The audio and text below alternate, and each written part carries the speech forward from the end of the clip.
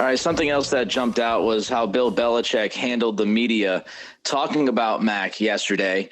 He was asked, I'm paraphrasing here, but he was asked if Mac was going to finish out the season as the starting quarterback the next 3 weeks. And Bill was non-committal. He deflected it. He went right to Cincinnati. He did his whole, we're focusing on Cincinnati kind of thing that Bill does. Just your thoughts about Belichick not necessarily committing to Mac Jones for the remainder of this season. Yeah, I think it's a nothing burger. I think that was Bill just not wanting to deal with it. I don't think he's ever really come out and, there was the whole Mac Jones, Cam Newton thing, when he was struggling. And of course he was definitive about that. I mean, I just think it was they're different scenarios. I mean, in that year with COVID and Jarrett Stidham was his backup, who I know the Patriots had no confidence in. They also, did they cut him or just trade him away to the Raiders? I think they traded him for next to nothing to the Raiders. And I think that, considering Cam had signed for very little money, it was a tough situation overall with COVID. I think that, and Bill realized where they were, and there was really no point in changing streams. So he just, he did Cam a solid and just was basically like, look, I put him in a tough situation in a variety of ways, and I'm going to stick with him. And I think this is completely different. I think this is Bill just, he doesn't want to entertain the question, so he just tossed it away how he normally does. It was just like, yeah, we're just worried about winning against Cincinnati. Like, we're not talking about any jobs or anything up for grabs. And I think at the end of the day, he'll do what's best for the team. Could that mean Max sitting at some point? I mean, I guess it could. I'm sure we'll talk about that a little bit more, but I don't think it's not in the plans right now or anything. Here's what I'll say. I don't necessarily disagree with your take on it. And I know some people kind of tweeted at me yesterday after my reaction to it. My reaction initially was just, I won't blame Mac Jones if he asks to be traded this offseason. I would not blame him whatsoever if he requests a trade. I don't think it's going to happen. I would not be shocked if it happened. But if I'm him, I'm looking at this and I'm like, okay, we all know how they failed to give him the coaching staff that he needs. They failed to coach up the offensive line in enough time to protect him.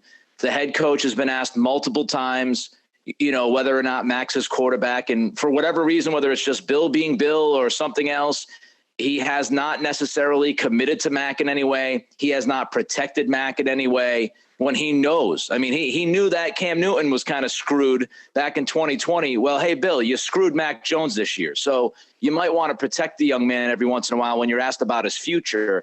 And then you've got the whole Bailey Zappi debacle that happened in that Monday night game when Mac shouldn't even been out there. So, if I'm Mac, again, I'm not saying it's going to happen, but if this season ended and there was a story that came out a week or two after the season was over saying Mac Jones wants out of New England, I would not blame Mac Jones. I would totally understand why Mac would request the trade, and I would not be surprised by it. So I just think they've handled this dude so badly.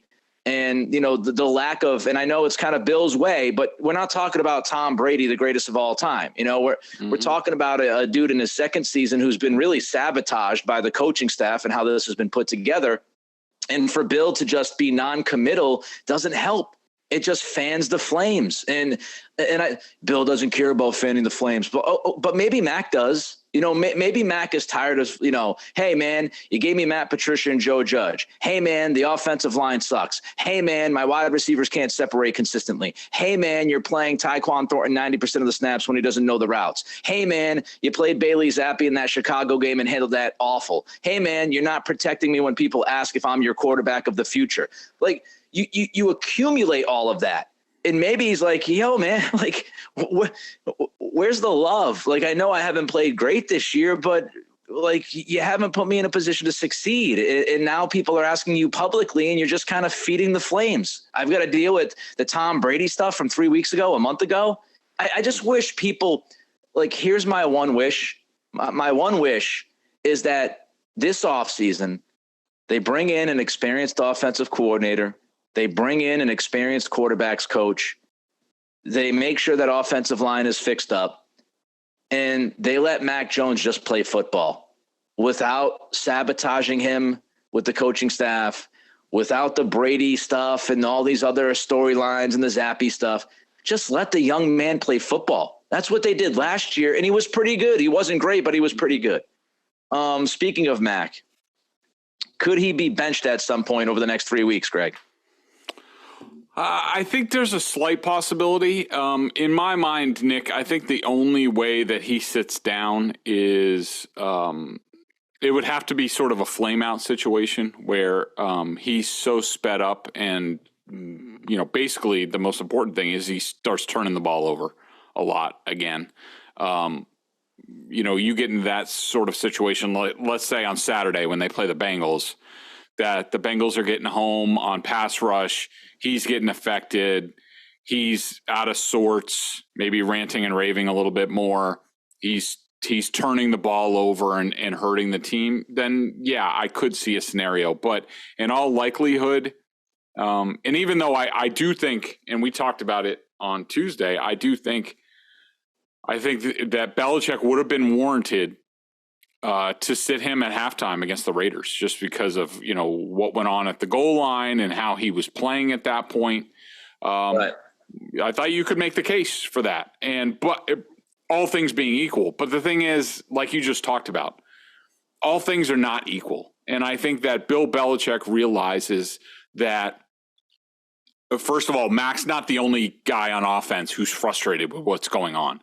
I mean, you're talking about guys like David Andrews, Hunter Henry, Jacoby Myers, Kendrick Bourne, probably Trent Brown as well, let alone a guy like Isaiah Wynn, who's now on injured reserve.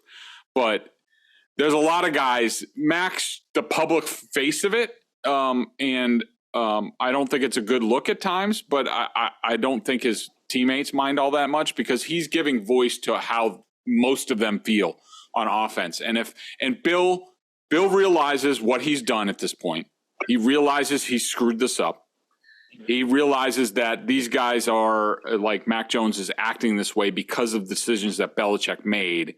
So if he decided to bench Mac for being frustrated for a situation that Bill created, how is that going to go over with the teammates on offense? And I could tell you this 100%, that Mac Jones is universally beloved by his teammates, at least on that side of the ball, and they have his back on a lot of this stuff. So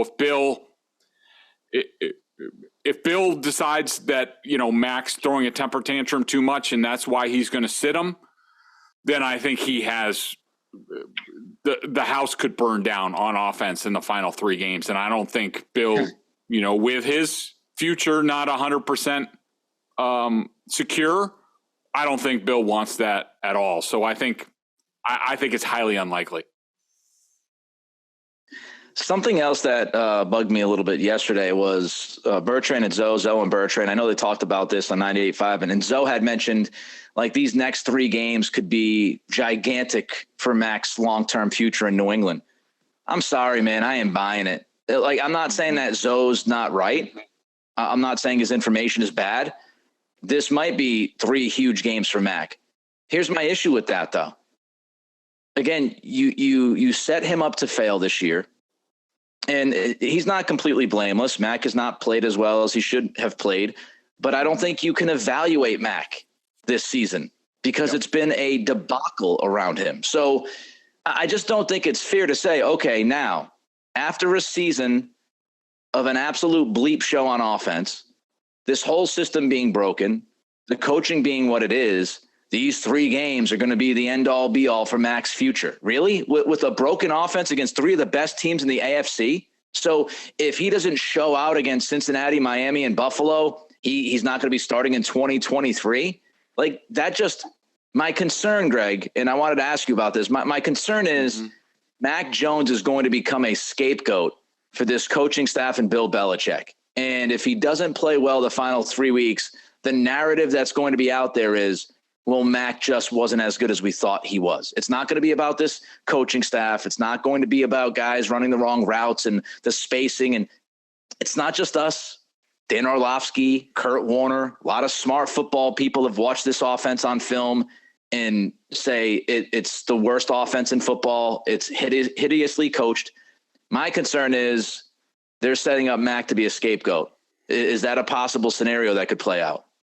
Yeah, I did hear what Zoe had to say. Yeah, I mean, I think there are certain members of that staff that would like to make Mac Jones a scapegoat. But I don't think that Bill Belichick does. I mean, again, I do think that Bill now, and I don't know when he came to this realization, but I think he now understands that he completely screwed this up. And I think that buys Mac Jones a lot of leeway. I think, to get back, I don't think I really answered the point before about would Mac be justified demanding a trade? If Bill decides to roll this back, hell yeah. I mean, if that's what I would be doing if I were him, because, look, if they're dead set on running whatever they want to run and they think they can get better with a Shanahan light system with another year and the same play callers and all that stuff, great, wonderful. But that doesn't fit Mac Jones. It doesn't. And he should definitely be asking a trade, probably to Las Vegas, to reunite with Josh McDaniels. But I don't. Nick, I agree with you. Hearing those Zoe comments, and I love Zoe, and he doesn't say those things for no reason. But I just can't. I can't see that. I can't see Bill at the end of the day indicting Mac Jones off of what happens in these last three games, especially, very early on Saturday at some point. They might not be playing for very much in the final three games. So, I mean, it's not like Mac Jones could do it all on his own, as we've seen this year. I mean, if you thought it was bad before, wait till they're just about eliminated if things don't go their way on Saturday. I hope you're right. I hope he doesn't become the scapegoat. That'd be awful with the way they've handled him this year.